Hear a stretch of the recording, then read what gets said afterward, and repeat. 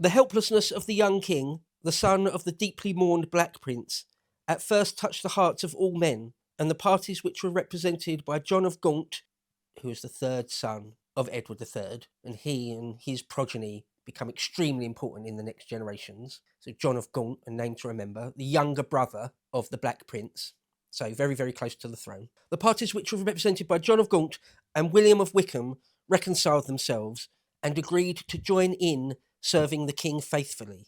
A council of regency was appointed, in which both were represented, and it was agreed that Parliament alone should choose and dismiss the king's ministers. So, on top of lots and lots of family machinations, throw on top of that Parliament as just another faction, another power faction. This happy concord, however, was not to last for long. The conduct of the foreign affairs of the nation was left in John of Lancaster's hands, that's John of Gaunt, so the king's uncle, and the continued misfortunes in the French war were laid to his charge. The troops of Charles V were still, that the King of France, were still carrying everything before them. They conquered all Aquitaine save Bordeaux and Bayonne, and overran the Duchy of Brittany, the sole ally of England on the continent. Moreover, fleets of Norman privateers had begun to appear in the Channel. They landed boldly on the English coast and burnt Winchelsea, Portsmouth, and Gravesend. So we largely think of the 100 Years' War as English armies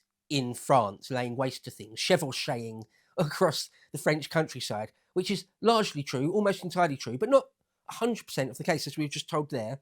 There were times here and there when the French did it to us, and we certainly didn't control the Channel for large portions of it. Again, we think of England sort of always controlling the Channel, but it's not the case. Omar again, quote, "To restore the fortune of war, money was urgently needed, and Duke John of Gaunt, and Duke John kept asking for more and more, to the discontent both of the Parliament and the nation. He was granted in 1379 a poll tax, wherein every man was assessed according to his estate, from dukes and archbishops who paid £6 13 shillings and fourpence, to agricultural labourers who paid fourpence. In 1830 followed another tax graduated from £1 to 1 shilling on every grown man or woman." So a tax on just being alive, a poll tax, basically. "It was the collection of this very unpopular tax that precipitated the violent outbreak of a discontent that had been smouldering among the lower classes for the last 30 years. Ever since the Black Death," which, if you remember, hit England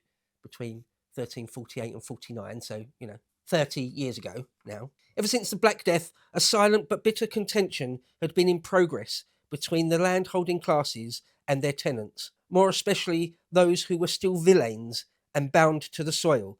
A villain, if you're bound to the soil legally, you're an indentured slave, essentially, a serf. That's no other way to put it. "The main stress of the struggle had come from the fact that the dearth of labourers, the low number of labourers, and the rise in wages, which resulted from the Black Death, had caused the lords of the manors to press more hardly on their tenants, i.e. there are less people to do the work, so the remaining people just simply have to work harder." Well, you can't squeeze that lemon too hard. You can't squeeze that until the pips go squeak, because something's going to erupt. They, the land-holding class, they tried to get all the labour they could out of the villeins and refused to take money payments for their farms instead of days of labour on the lord's fields. It seems, too, that they strove to claim as villeins many who were, or wished to be, free rent-paying, copyhold or leasehold tenants. So, if anything, the powers that be, the lords of the manors, tried to just condemn even more people into their serfdom. Moreover, when forced to hire free labour, they tried to underpay it, relying on the scale of wages fixed by the Statute of Labourers in 1351, instead of abiding by the laws of supply and demand. So, mentioned there is that quite important Statute of Labourers. So, that, if you remember last time, Edward III had brought that in to try and stabilise the situation. 1351, so straight after, or really still during the Black Death, to prevent all of society or the entire labour market from sort of completely collapsing, or the few remaining people just demanding extortionate or truly unpayable wages. It had been written into law, written into statute, that they couldn't demand silly wages. So it's both good and bad. Some historians say that was terrible, like an evil thing to do, and others argue that it actually might have saved the country from the fabric of society from completely imploding and ending up in just abject anarchy. It's probably a bit of both, right? It may well be a bit of both. Some people speak of that 1351 Statute of Labourers as pure evil, and others argue it's entirely necessary. Anyway, 30 years down the line, or the best part of 30 years later, it's not really holding water. It's not really okay.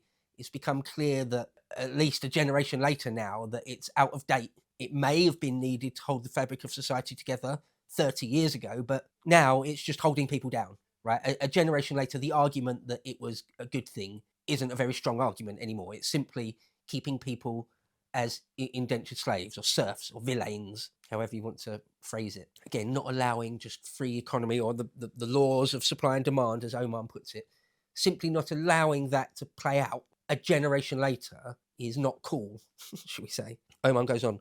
The pressure on the part of the lords led to combinations in secret clubs and societies among the tenants, who agreed to refuse the statutory wages and determined to agitate for the removal of all the old labour rents. Their idea was to commute all such service on their little holdings into money rents at the rate of 4p for every acre, i.e. when the moneyed landed classes realised that the people sort of reasonably can demand higher wages, they work together in some sort of cabal where possible to keep the people down. But the rising of 1380, this is the Peasants' Revolt, the famous Peasants' Revolt, but the rising of 1380 was due to many other causes beside the grievance of the villeins. Much discontent can be traced to the mismanagement of the French war, which was all laid on John of Gaunt's shoulders. There was this idea in the medieval mind, the pre-modern mind, that if you were successful in war, it was because God wanted it. And, of course, if you were unsuccessful in war,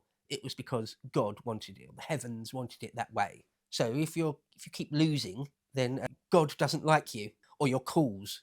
He doesn't favour your cause. So it can be extremely damaging politically, not just if you keep losing militarily. John of Gaunt certainly suffers from that. In the towns, which were no less violently disrupted than the countryside, there was an old grudge between the governing oligarchs of wealthy citizens and the poorer classes, who felt themselves excluded from any share of power. I mean, that's just a statement of fact, really. In the late 14th century still, there was no concept of democracy, none at all. Obviously, there'd been ancient democracies of a type, ancient Athens, for example. But in 14th century northwestern Europe, in England, there was no such thing. Again, the average person was something like an indentured slave. In London, at least, the journeymen and apprentices were ready to rise against the employers of labour. There was also a grudge against alien merchants and manufacturers, especially the Flemings, recently introduced to foster the woolen trade in the eastern counties. So a big part of England's economy at this stage was trading wool with what becomes Holland and Belgium from the eastern counties, so like Norfolk, Suffolk, Kent, Essex, those places.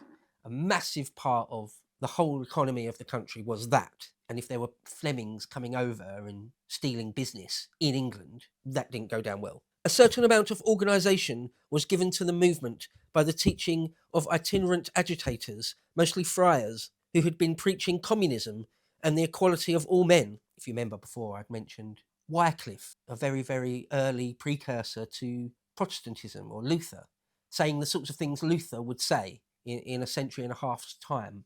Aren't all men equal under the eyes of God? Aren't we all? Jesus in the Gospels doesn't say anything about how it's right or legal for some people to essentially own other people. Is that godly? John Ball, the best known of these fanatical preachers, was wont to perambulate the country delivering sermons on his favourite text, and this is a quote, I believe it's from Langland's Piers Plowman. When Adam delved and Eve span, who was then a gentleman, i.e., there were no lords and ladies and serfs and villeins and tenants in chief and rent payers when there was only Adam and Eve, right? God didn't create a world like that, so why are we doing it that way now, basically?